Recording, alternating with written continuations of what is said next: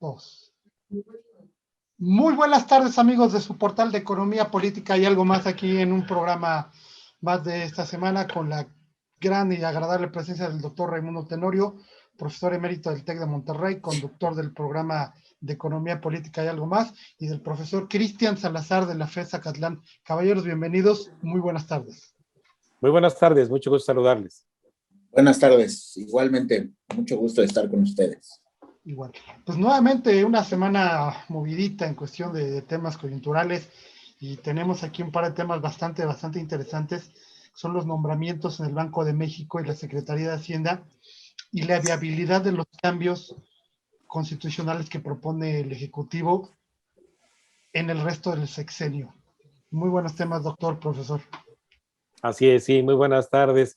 Y bueno, evidentemente al ser temas de coyuntura, pues a quienes nos hacen favor de escucharnos y vernos, sí ya llama su atención porque implica obviamente la eventualidad de decisiones que puedan trastocar nuestra vida cotidiana. Y bueno, pues inicialmente este anuncio que hizo Andrés Manuel López Obrador de cambios en la Secretaría de Hacienda. O sea, el primero que anuncia es la salida de Arturo Herrera, el actual secretario de Hacienda, y la llegada de Rogelio Ramírez de la O para sustituirlo como secretario de Hacienda.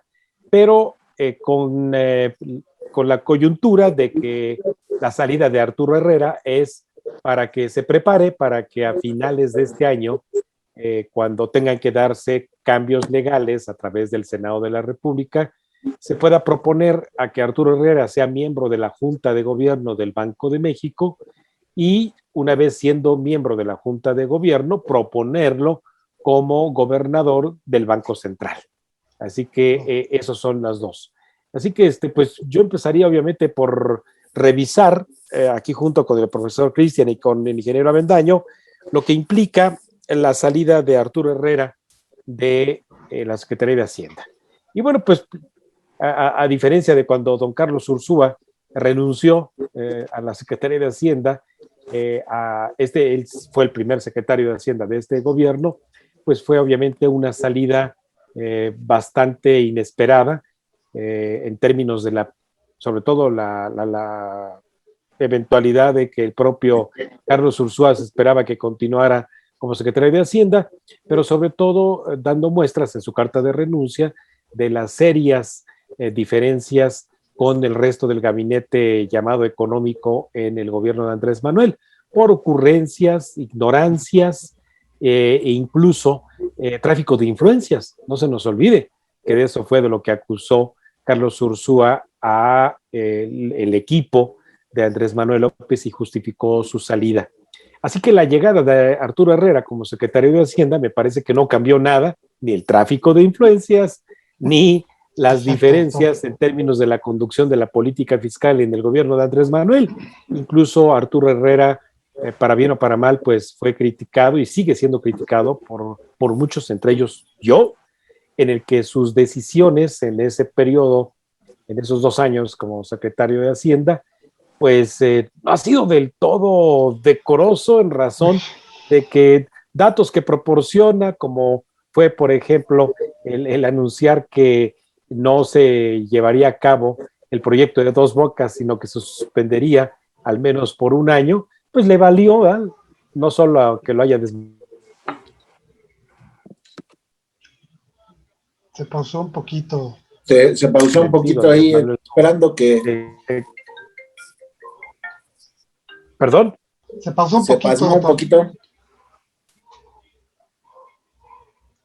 Entonces, no solamente esas muestras de evidente autonomía del secretario de Hacienda, pues le valieron el calificativo de florero. Y digo, sí, despectivamente, pero también pues merecido a final de cuentas, porque en ningún momento se vio su independencia como secretario de Hacienda de Arturo Herrera, incluso totalmente subordinado y yo no diría ni siquiera que opacado, porque para opacar a una persona pues necesitas doblegar la altura de quien buscas opacar, pero Andrés Manuel no tiene ni siquiera perfil para poder opacar a su propio secretario de Hacienda, pero sí pasar por encima de él y mostrar el servilismo de Arturo Herrera. Digo, estas son palabras mías, ¿eh? Quienes nos escuchan pueden no estar de acuerdo, simplemente, bueno, pues es una mesa esta, jóvenes, señoritas, señores, de sana discusión. ustedes pues, nos dan la libertad de expresarnos, pero pueden no estar de acuerdo, también jitomatazos. Pero bueno, pues este servilismo de Arturo Herrera, pues parece ser que recibe su premio, porque el proponerlo para una junta de gobierno del Banco Central, en donde por ley, los requisitos para ser miembro de la Junta de Gobierno y después como miembro de la Junta de Gobierno ser gobernador del Banco Central, pues son experiencia, por ejemplo, de 5 años en materia de política monetaria, 5 años de haber ocupado altos puestos en el sistema financiero del país, cosa que no ha ocurrido, simplemente lleva 2 años. Así que pasar por encima de la ley del Banco de México, pues le va a ser tanto cómodo al Senado de la República, que es quien ratifica esas propuestas y nombramientos de Andrés Manuel, como también la propia Junta de Gobierno. Es decir, la Junta de Gobierno, pues simplemente que la componen hoy en día 2 mujeres y 3 hombres, saldrá Alejandro Díaz de León, que es el gobernador actual, el 31 de diciembre del 2021, y quedan ahí entonces 4 subgobernadores. 3 de ellos en este momento habiendo sido propuestos por Andrés Manuel para ser subgobernadores: Jonathan Heath, Gerardo Esquivel y Galia Borja. Y queda nada más Irene Espinosa, que sí es de extracción de las filas del Banco de México. Incluso una vez que se anunció que la propuesta de Andrés Manuel es que, ya siendo miembro de la Junta de Gobierno, Arturo Herrera sea propuesto para ser gobernador, pues de inmediato salieron los datos, los verdaderos datos. Y de los gobernadores que ha tenido el Banco Central: Miguel Mancera Aguayo, Guillermo Ortiz, Agustín Carstens y Alejandro Díaz de León, nada más, los 4 tienen arriba de 20 años de experiencia en política monetaria y además en su tránsito por el propio Banco de México. Así que, pues, ni Gerardo Esquivel, que es un gobernador, ha transitado por el Banco de México y ahí está como subgobernador, ni Jonathan Heath tampoco, ¿verdad? Y ahí está Galia Borja, muchísimo menos, que proviene de la tesorería de la Federación, a que sí que será el 4 de 5 propuestos por Andrés Manuel, que tiene un pie metido en el Banco de México. Por eso es que los comentarios que desató en primera instancia de algunos especialistas es que dicen, es que eventualmente el nombramiento de Arturo Herrera le da tranquilidad a los mercados, le da cierta credibilidad. Pues sí, pues porque esos especialistas tienen un patrón a quien servir. Yo no tengo ningún patrón a quien servir, pero no por ello tampoco me voy a convertir en un agorero del desastre de que pues el Banco de México va a ser mal a su origen de ley, que es la autonomía. Así que no, mejor prefiero no comerme mis palabras antes de pronunciarlas, otorgaré el beneficio de la duda, pero ahí están: Arturo Herrera, un servil del gobierno de Andrés Manuel López Obrador, sin experiencia, ¿de acuerdo? Y me parece también que sin la altura de miras para pensar en ser un gobernador que esté a la altura al menos de quien le antecederán. Y bueno, por otra parte, el nombramiento de Rogelio Ramírez de la O, para ir comentando sobre ello, es que pues es un hombre que estuvo ahí desde la campaña de Andrés Manuel, incluso participó intelectualmente en la elaboración de aquellos folletos que se denominaron PGnomics, y es consultor en finanzas de empresas privadas y llega a la Secretaría de Hacienda con el quehacer de sacar adelante el presupuesto para el 2022, pero me parece que con poco margen de maniobra para tomar decisiones, cuando Andrés Manuel ya esta misma semana anunció que continuará la austeridad republicana, no se deberá elevar el porcentaje de deuda, no se sacrificarán obviamente programas sociales por dejar de atender otras actividades. Así que pues tal parece que el señor Rogelio Ramírez de la O pues también será otro florero, o bien podríamos empezar a ver que quizás sea él uno de los pocos que escucha Andrés Manuel.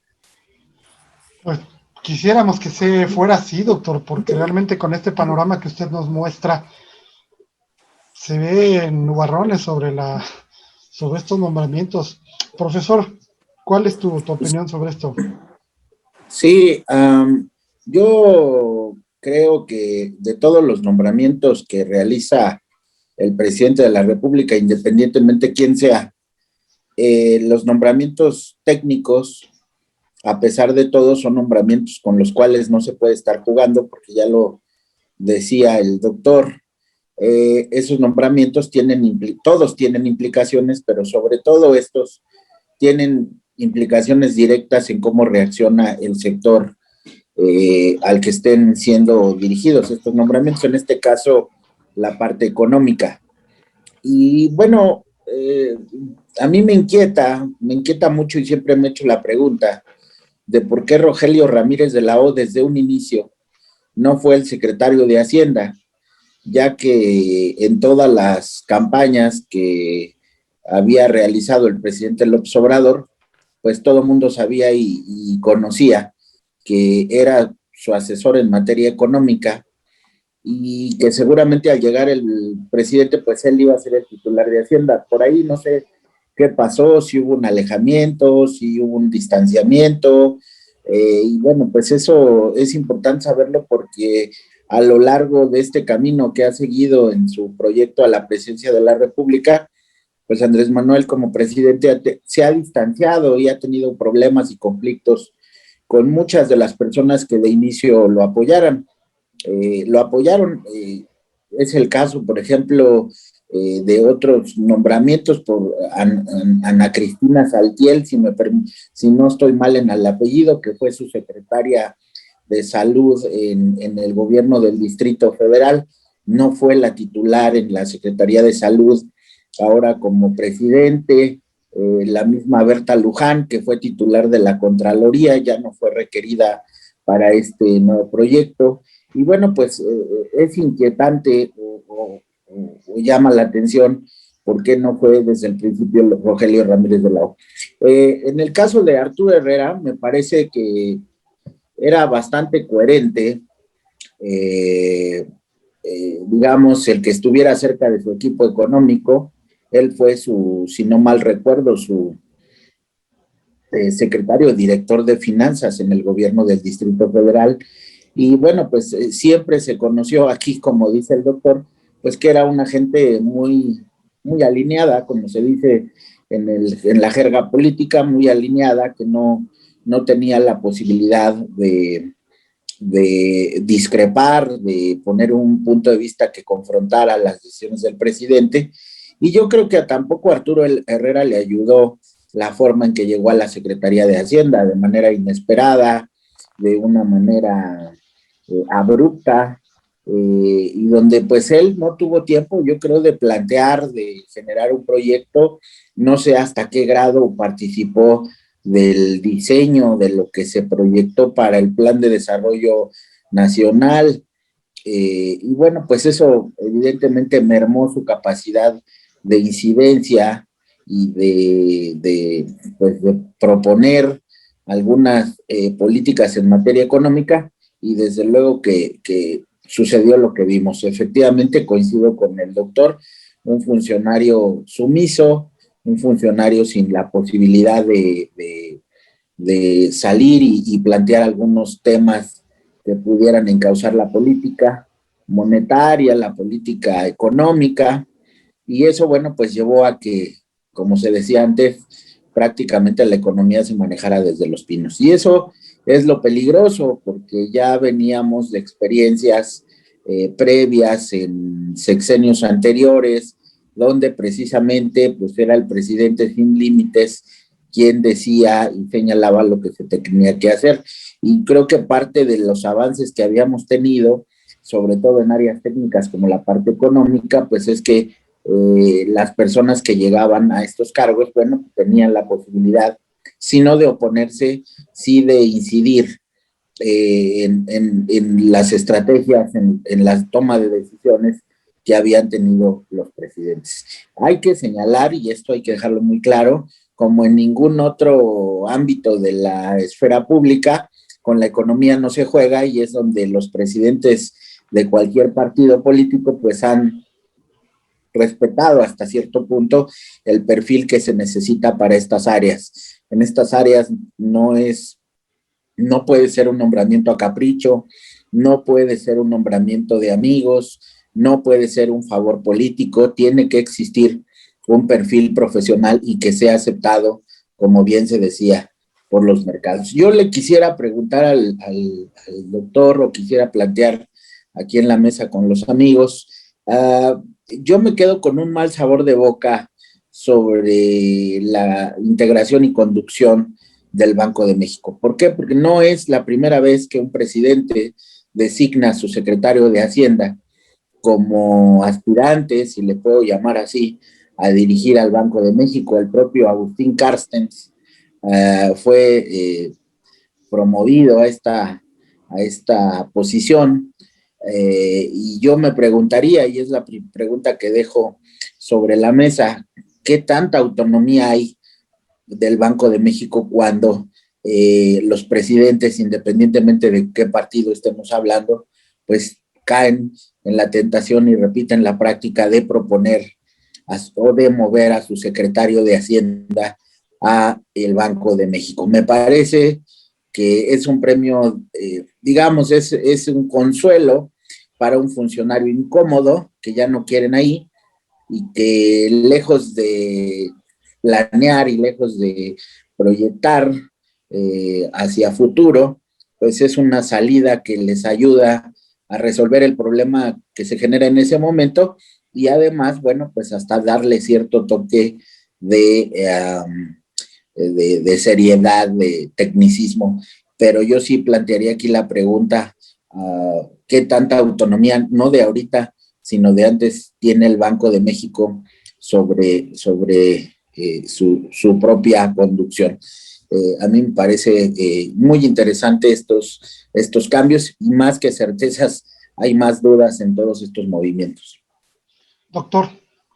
Sí, bueno, el Banco de México, evidentemente, cuando con el impulso de la iniciativa de Carlos Salinas de Gortari, le guste o no le guste a quien nos esté escuchando, se impulsó la autonomía del Banco Central, fue con el propósito justamente de evitar las tentaciones de extender el poder hacia el principal brazo económico con el que opera el país, que es la oferta y demanda de dinero, entre otras cosas.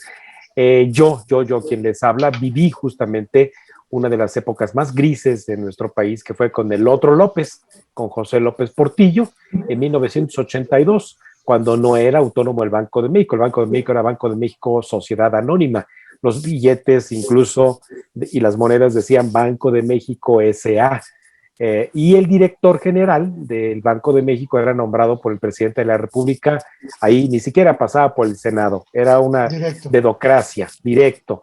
Y en 1982, el director del Banco de México era Gustavo Romero Colbeck, un economista de la UNAM, etcétera, pero vaya, más ambicioso en la parte política que realmente por demostrar sus conocimientos económicos, y desde luego, pues habiendo sido designado por el presidente López Portillo, pues era todavía más sumiso de lo que es ahorita justamente Arturo Herrera. Y bueno, el 17 de febrero, que fíjate nada más, tan me quedó grabada la fecha, el 17 de febrero de 1982, se produjo una macro devaluación en el país. Y entonces incluso fue cuando José López Portillo salió a decir: defenderé al peso como un perro. Pues sí, ¿verdad? Después resultó ser perro llorón, incluso cuando entregó el poder, pues lloró por los pobres. Entonces, ahí perdió el Banco de México la leve autonomía que tenía en términos de ser una organización que administrara la política monetaria en el país. Entonces, toda esa tormenta que hubo justamente en el López Portillismo y después en la administración de la crisis por parte de Miguel de la Madrid Hurtado, pues llevó a que en 1994 Carlos Salinas impulsara la autonomía del Banco Central, del Banco de México S.A., ahora en Banco de México, asumiendo las mejores prácticas de los bancos centrales del mundo, desde crear un consejo de gobierno, una junta de gobierno con 5 miembros, 4 subgobernadores, un gobernador, el darle dientes al Banco de México para que se defienda justamente de el que esté en turno en el gobierno, que no haya este mandato de que se emita dinero, que se emita deuda, que se financia el gobierno, que se tomen las reservas internacionales. Todo eso está prohibido, ¿eh? Actualmente la ley orgánica del Banco de México. Justamente ahí reside entonces la autonomía del Banco Central, que está en el artículo 28 de la Constitución y que le da justamente todas las decisiones de carácter técnico, ¿de acuerdo? En donde su quehacer sea mantener la estabilidad del sistema financiero, operar el mercado de dinero y procurar a través de esos instrumentos que nuestra moneda quede protegida de perder poder adquisitivo. Nunca dice controlar la inflación, ¿eh? De paso, les aclaro a la audiencia de que si usted ha llegado a escuchar que el Banco de México debe de controlar la inflación, es una soberana mentira. El Banco de México no sale a controlar precios en la economía. El Banco de México, a través de sus instrumentos, como es el que opera la oferta y demanda de dinero, puede incidir en que haya poco dinero en la economía que presione a que los precios suban. Pero eso es un tema que trataríamos en otro programa. Hoy estamos hablando justamente de estos nombramientos y esa autonomía. Entonces, bien mencionó el profesor Cristian, bueno, pues sí, hay otros secretarios de Hacienda que han pasado a ser ahí gobernadores del Banco de México, como Agustín Cárcens, como Guillermo Ortiz, como el propio Miguel Mancera Aguayo. No, sí, pero nada más que hay una diferencia. Esos que nombré han tenido y tuvieron tránsito en el Banco de México. O sea, transitaron en algún momento 10 o 15 años por la política monetaria y después, aunque se fueron como secretario de Hacienda, como fue el caso de Agustín Cárcez y de Guillermo Ortiz, y regresan al Banco de México, vaya, el solo nombramiento no fue un castigo, es un premio irse como gobernador del Banco Central. Y además la propia ley lo que contempla es la transeccionalidad de los puestos de gobierno en el Banco de México. Por ejemplo, Agustín Cárcens fue nombrado 2 veces como gobernador, y entonces sus 6 años van de la mitad del sexenio de un presidente a la mitad del otro. Por eso es que ahorita justamente en la mitad Alejandro Díaz de León, quien sustituyó a Agustín Cárcens, tiene que salir o tiene que ser ratificado. Entonces Arturo Herrera entrará a la mitad del sexenio de Andrés Manuel y se le acabará su gestión como gobernador del Banco de México a la mitad del sexenio siguiente. Y ahí tendrá que ocurrir exactamente lo mismo, ratificarlo o para afuera, papá, ¿de acuerdo? Entonces, así funciona constitucionalmente la ley. Se volvió a frizar. Adelante, doctor, adelante. No. Bueno, entonces, en concreto, la autonomía del banco está en que las decisiones técnicas no se vean influenciadas por el gobierno en turno. Eso incluso el propio Banco de México funciona con su propio presupuesto. No vive el Banco de México de nuestros impuestos, tiene su propio presupuesto. ¿De acuerdo? Entonces, ese también es otro mito por ahí que escuché y casi le doy una cachetada a quien se atrevió a decir eso. Es que vive de nuestros impuestos el Banco de México, los soldazos que se pagan. No, discúlpenme. No tiene la menor idea. No poseen información. NPI, ¿eh? No poseen información y entonces, no, opera con su propio presupuesto el Banco de México. Así que, pues yo en este momento lo que hago es otorgar el beneficio de la duda, pero ya con cuatro personas de 5 para enero del 2022. ¿Tiene metido un pie ahí Andrés Manuel? Sí. ¿Tiene forma de doblegarlos? No. Legalmente, no.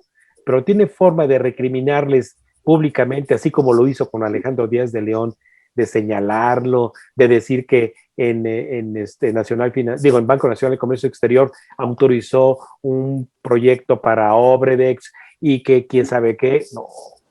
Con este hombre se puede esperar cualquier cosa para doblegar a funcionarios en turno. Así que, bueno, pues que Dios nos agarre confesados y otorguemos en principio el beneficio de la duda. Doctor, a mí yo quiero plantear aquí una situación que he comentado en algunos otros programas. Los requisitos para ¿por qué es esta manera tan burda? Pueden burlarse de unos requisitos necesarios. Es muy riesgoso tener personas que no tienen la capacitación, el nivel adecuado para tener esos puestos, profesor. No Eh, entiendo. bueno, en el caso de Arturo Herrera, yo creo que tiene el perfil, tiene Es la economista, trayectoria, claro. es economista con una trayectoria incluso hasta de haber laborado en el Banco de México. Por eso hay como cierta desencanto, yo lo llamaría así, cierta desilusión con Arturo Herrera, porque eh, independientemente de si estamos de acuerdo con él o no, pues el perfil le daba para ser una persona que pudiera pues externar, diseñar algunas políticas. Es un hombre sensato, me parece, prudente, muy prudente, se pasa a veces de prudente, y que bueno, tenía el talento para poder ser un buen secretario de Hacienda, eso me queda bastante claro. Los mercados también no lo aceptaron nada mal. Digamos, el grano en el arroz fue la forma en que llegó de manera abrupta y después del escándalo que se dio con el doctor Ursúa. Pero más allá de ello, bueno, pues se esperaba, había ciertas expectativas sobre él y su trabajo en la Secretaría de Hacienda, pero recordemos que también llegó muy debilitado porque de repente figuraba también ahí más Raquel Buenrostro como directora del SAT y bueno, le quitaba ciertos reflectores. De hecho, doctor, coincidirá conmigo que por mucho tiempo se pensó que también Raquel Buenrostro podría aspirar a ser la secretaria de Hacienda. Y entonces, digamos que el contexto en el cual laboró Arturo Herrera en la Secretaría de Hacienda fue raro, fue muy limitado, fue muy precipitado. Se ve que no tenía todo el control de la secretaría. Yo no sé hasta qué punto él era jefe de Raquel Buenrostro. Yo no sé si él tenía la posibilidad de proponer Como también de Santiago Nieto, que la unidad de como también inteligencia financiera en la depende unidad de del secretario. Así es, entonces sí se enfrentó, digamos, a un contexto muy desfavorable para él. Y bueno, yo no lo, digamos, no le pondría algún tache en su perfil. Aquí el doctor ha hablado perdón, de la experiencia que deben de tener los miembros de la Junta para poder aspirar a ser gobernadores. Eso es un requisito que, bueno, pues tendrá que cumplir o demostrarse en su momento. Si no se lleva a cabo de esa manera, pues evidentemente estaremos infringiendo la normatividad. Pero más allá de eso, me parece que no era un perfil tan negativo para la Secretaría de Hacienda, reitero. Y bueno, lo que volvemos a vivir en este sexenio básicamente es la tentación a que volver a meter las manos de la política en un aspecto técnico. Yo creo que eso es lo más preocupante, y no solo en la parte económica, sino también en rubros como la energía, esta parte donde la política ha incidido de manera muy fuerte, en detrimento de las decisiones técnicas.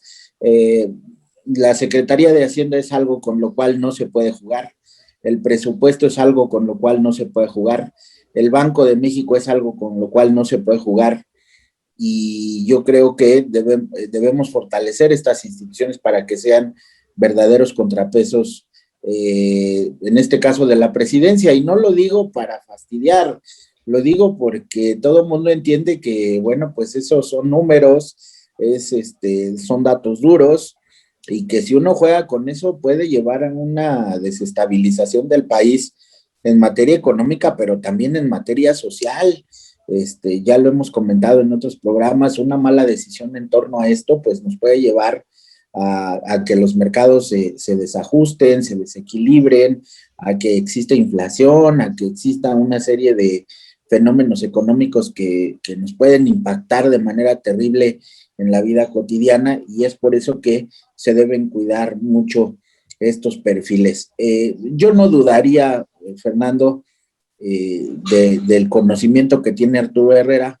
Sin embargo, pues es obvio, como todos los que participamos, digamos, del análisis y de la vida pública, sí nos queda una sensación de subordinación, y que si esto lo reproduce en una institución como el Banco de México, bueno, corremos el riesgo de pues que se tomen decisiones que generen problemas mayores de los que se quieren solucionar. Y ese es el tema que yo creo, esa es la sensación que queda en el ambiente con estos ajustes y estos movimientos. Y Rogelio Ramírez de la U me parece que tiene todo el perfil para ser un buen secretario de Hacienda. Yo espero que aprenda de lo que le sucedió a Arturo Herrera, y yo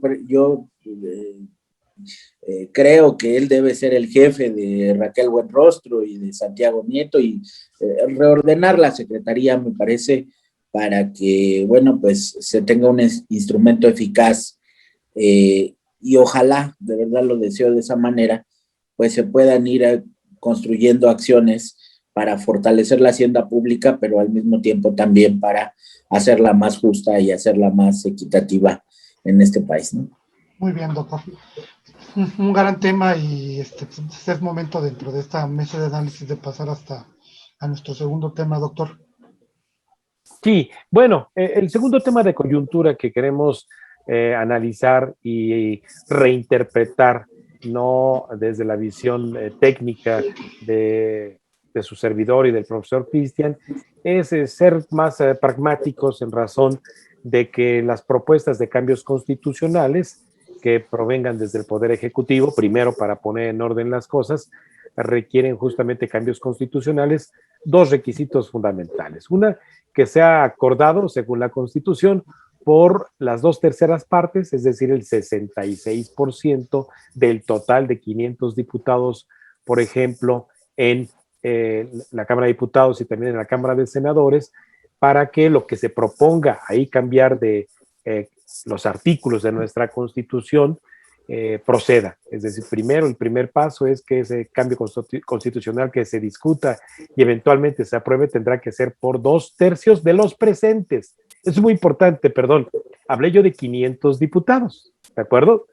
Sí, pero el artículo 135 de la Constitución dice que serán tomados como acuerdo cambios a la ley primaria, en este caso a la Constitución de la República, siempre y cuando estén presentes el 66%, 2/3 partes de los presentes en la sesión. Mucho ojo con eso, ¿eh? Porque de repente por ahí otros analistas dicen, pues sí, 66%, 334. Pues sí, mijo, pero si el día de la sesión que haya cambio constitucional están presentes 400, ya no son 334 con los que se toma la decisión, ¿de acuerdo? Se toma la decisión con 246. Entonces hay que tomar en cuenta el artículo 135 de la Constitución. Pero partamos del supuesto de que están 500 presentes ahí. Entonces, esos 2/3, ¿de acuerdo?, son los que, una vez que tomen esa decisión del cambio constitucional y también ocurra en el Senado, entonces pasa un segundo proceso, que es que cuando menos 17 congresos locales de los 32 que hay en nuestro país acuerden también dar validez a ese cambio constitucional, porque es la Constitución de los Estados Unidos mexicanos. O sea, no basta con lo que diga la Cámara de Diputados y Senadores para un cambio constitucional, sino que además también al menos 17 congresos locales también por ese 66% de sus congresos locales lo autoricen. Así entonces, bueno, lo que escuchamos esta semana fue que Andrés Manuel López Obrador propondría, al menos en lo que le queda de sus 3 años de gobierno, 3 cambios constitucionales. Nada más quiero decirle también a la audiencia, en estos 3 primeros años se llevaron a cabo 20 cambios a la Constitución, 20 cambios a la Constitución en 3 años. Y él dice que para lo que resta de su sexenio, al menos 3 más. Reformar la Constitución para reformar los capítulos, obviamente los que corresponderían en materia de la industria eléctrica, para darle más viabilidad a la Comisión Federal de Electricidad.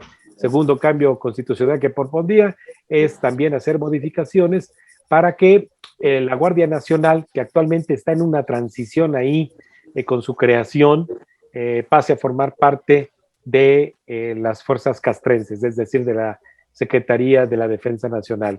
Y un tercer cambio que propone es hacer una reforma electoral que incluya la desaparición de los diputados plurinominales, que son 200 de esos 500, y a la conformación el número de consejeros y la estructura y propósitos del Instituto Nacional Electoral.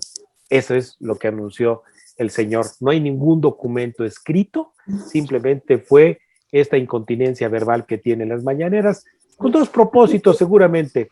Uno, para saber a quiénes va a tener de aliados, ¿de acuerdo?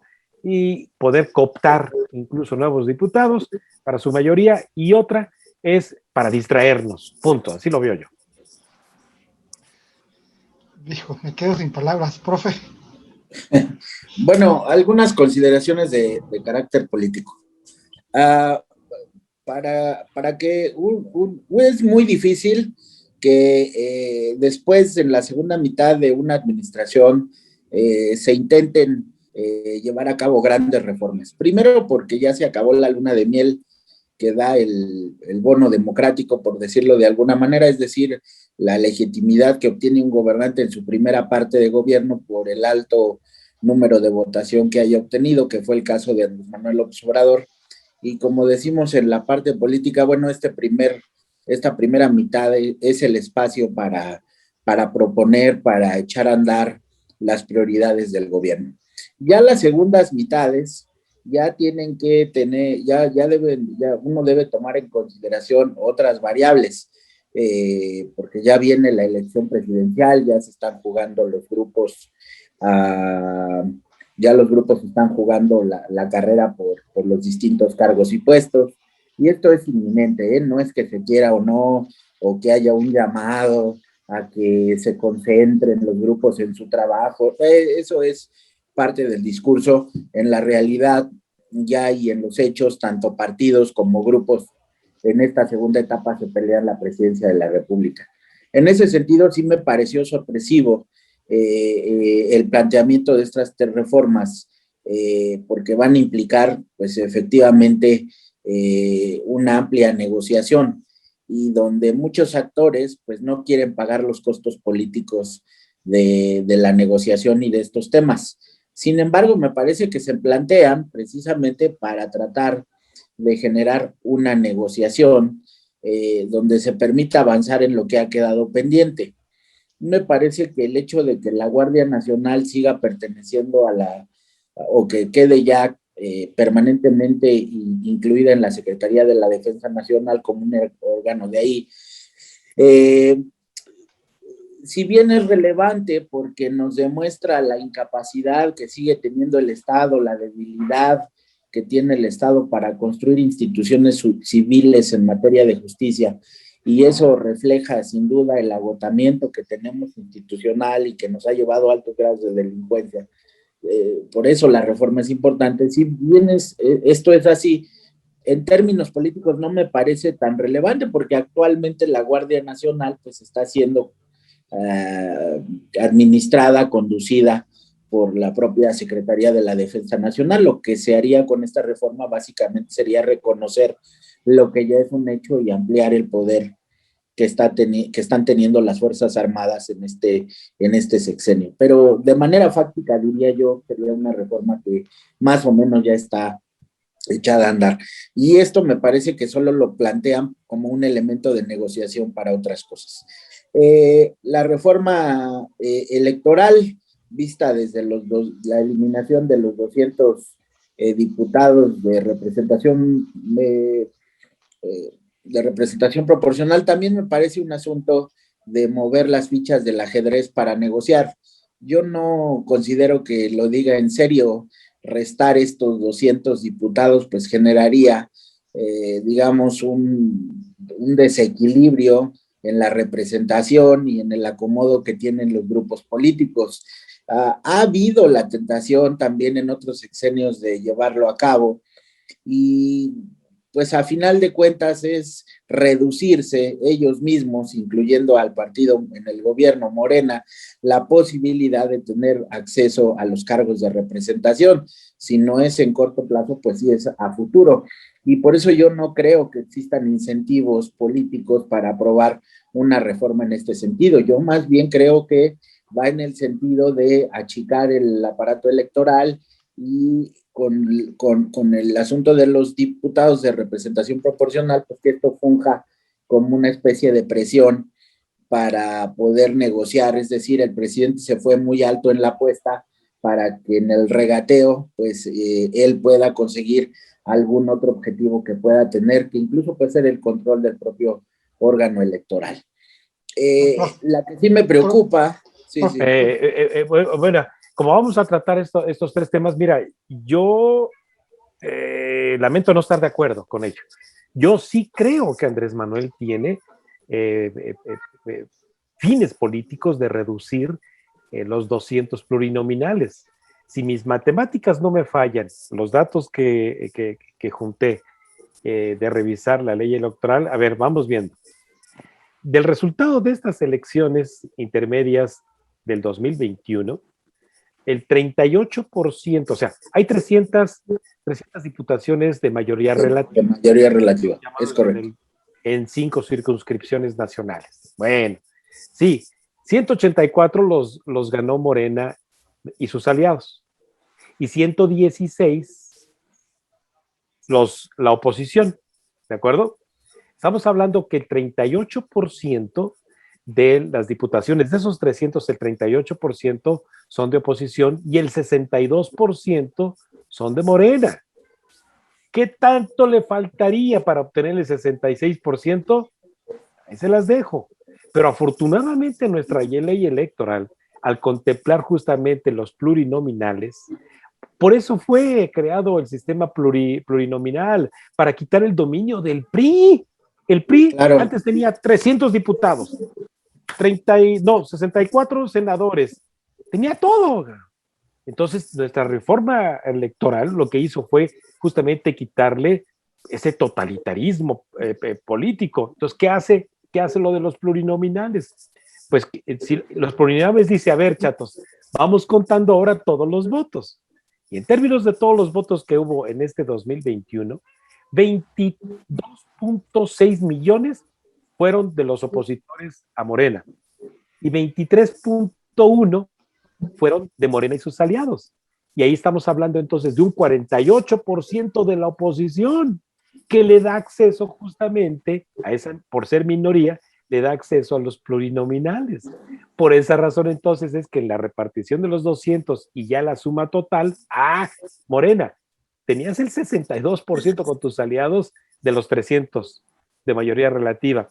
Pero como nuestro sistema electoral prevé la incorporación de los plurinominales por sus minorías, fíjate que ya no tienes el 62%, mi rey.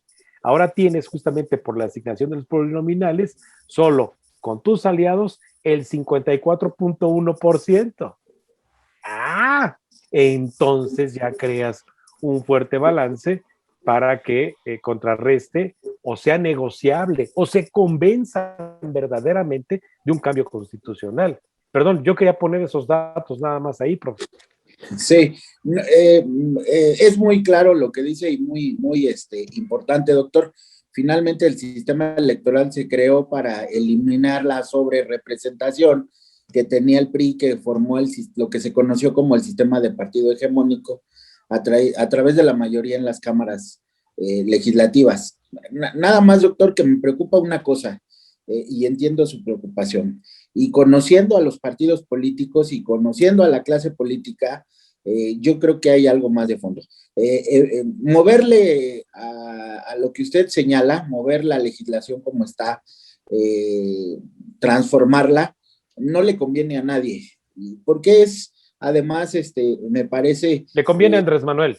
Bueno, le conviene a Andrés Manuel, pero a Andrés Manuel le quedan 3 años y Morena no es el PRI, doctor, ni tiene esos procesos institucionales de sobrevivencia. A mí me parece al revés, que si le reducen los 200 plurinominales, Morena tendría menos espacios para poder aspirar, y con ello se crearía al interior del partido una revolución, si ya lo vemos. Liderazgos que no son favorecidos con unas candidaturas se salen del partido y se van a otros lados. No es exclusivo de Morena, por eso es lo que me preocupa más. Si usted recuerda en la propia mañanera, el presidente le hizo un guiño al PRI y le dice, yo no necesito la mayoría calificada, porque lo puedo hacer con el PRI. Y el PRI es un partido que va a negociar igual que cualquiera, que negocian en términos no de la conveniencia al proyecto nacional, sino de la conveniencia electoral. Y eso lo hacen todos. Si fuera el PAN, pues lo va a hacer el PAN. Si fuese el Partido Verde, lo va a hacer el Partido Verde. Porque lo que tenemos en México realmente no son partidos que estén polarizados a través de una cuestión ideológica o de un proyecto que lo reducimos básicamente a la discusión izquierda-derecha. No es cierto. Tenemos partidos pragmáticos, tenemos partidos que se alían de acuerdo a sus conveniencias, no a acuerdos programáticos ni acuerdos de gobierno. Y lo podemos ver con el Partido Verde y lo podemos ver con el Partido Movimiento Ciudadano. No son partidos que respeten la ideología, ni sus proyectos, ni sus principios. Es más, doctor, el propio PRD para esta elección tuvo que reformar sus estatutos para vincularse a otros partidos que sus mismas leyes internas prohibían. Entonces, no me preocupa tanto la reforma en sí, porque lo que estamos viendo es que es la misma clase política que utiliza a los distintos partidos políticos como franquicias y se van acomodando de acuerdo a sus intereses. No hay nueva generación de cuadros políticos, doctor. Si usted observa la conformación de los nombres en las cámaras, si usted verifica quiénes son los que ganaron en las delegaciones, en los municipios del Estado de México, en las propias gubernaturas, es la misma clase política que ya está, ya fungió en otros momentos o como presidentes municipales o como alcaldes o como gobernadores, porque si bien es cierto que ahorita Morena es quien está en el gobierno, eso no implica que sea la misma clase política que esté llevando o conduciendo este proyecto que me parece sumamente peligroso. El mismo Morena está conformado por muchos políticos de cuestionada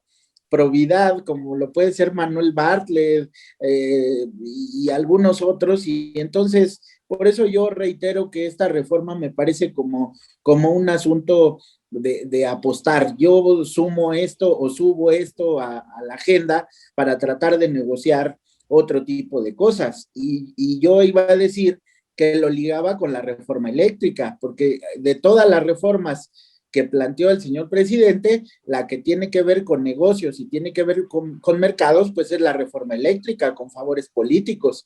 Y ahí sí me parece preocupante que se modificara o que se volvieran a esquemas antiguos en la reforma eléctrica, derivado de esta necedad de no entender el mercado o de favorecer sindicatos o de favorecer burocracias políticas que ya sabemos que en el pasado abusaron o tenían estos espacios como parte de sus prebendas y de apoyo corporativo a la clase política. Entonces, si me permite, sin ánimos de, digamos, controvertir, sí me parece que tanto la reforma a la Guardia Nacional como electoral son dos temas que son cohetes cebados y que van por los temas económicos y que van a negociar lo otro, porque lo que más importa, pues evidentemente tiene que ver con los ámbitos de negocio en este país, ¿no? Sí, por eso es de que al principio que me permitieron intervenir, yo decía que era por dos cosas, ¿no? Una de ellas era para distraernos. Así es. Que no le gusta al señor, ¿verdad? Y para distraer a la clase política y además, pues agarre nuevos enemigos, que eso es lo que quiere, ¿no? Buscar a quién atacar, a quién cuestionar, a quién buscarle antecedentes de lavado de dinero, de delincuencia. Es eso, es para distraernos. Pero fíjate qué bueno que dejaste pendiente para esta última parte y cierre de nuestro programa la propuesta de reforma de la industria eléctrica, la llamada reforma energética que se emprendió el pasado sexenio, pues comprendió justamente tanto a los hidrocarburos, gas, diésel, turbocina, derivados de petróleo, etcétera, extracción en el mar, en la tierra, etcétera, y la industria eléctrica, permitiendo la incorporación de empresas privadas que limitaran, no que eliminaran, que limitaran el poder monopólico que representa para los consumidores un dominio, el dominio de una sola empresa. Entonces, bueno, pues Andrés Manuel primero lo intentó con un decreto, ¿verdad?, para poder limitar la concurrencia de empresas privadas en la industria eléctrica, el llamado electrolinazo, a que así le llamé hace un año, casi los 2 años, hace 22 meses. Y después, el año pasado, como no procedió ese decreto y los amparos justamente sí procedieron, lo hizo ahora con la propuesta de cambio a la ley y también, ¿verdad?, las empresas afectadas se ampararon, se les otorgó el amparo provisional, el amparo definitivo, se van a ir a juicio y como sabe que esos juicios pues, ahí se van a tardar un montón e incluso contravienen la propia Constitución, dijo, pues ahí voy por la Constitución y también se me hace que es, como tú dices, un cohete cebado. Así es, totalmente, pero ¿qué le parecería seguir respetando en una negociación los plurinominales a cambio de alguna reforma eléctrica, como una compensación a los demás partidos? No me parece descabellado, doctor, porque van por la industria eléctrica, ¿eh? O sea, aquí en este asunto de repente se esconden los verdaderos intereses, pero van por la industria eléctrica. Sí, aunque fíjate que yo de derecho, no sé mucho de derecho constitucional, pero lo poco que he podido estudiar te puedo decir de que si se reformara eventualmente la Constitución en materia de la industria eléctrica, la primer controversia no vendría del interior en términos de amparos, no del exterior, porque el Tratado de Libre Comercio de América del Norte y el Tratado de Libre Comercio con la Unión Europea están en paralelo a la vigencia de la Constitución. Y entonces, como retirarías justamente derechos con un nuevo artículo constitucional a estos que están fuera del país, no, pues nos carga el payaso en los tribunales. Sí, nos vamos a litigios internacionales. Sí. Así es. Y entonces, perdón, pero pues ahí sí sería un daño terrible para el país. Sí, me parecen en todo caso reformas que en este tiempo ya no son coherentes, ya no obedecen, digamos, a una lógica. A lo mejor en la primera parte del gobierno me hubiera parecido pues más o menos pues razonable que las pusieran a debate.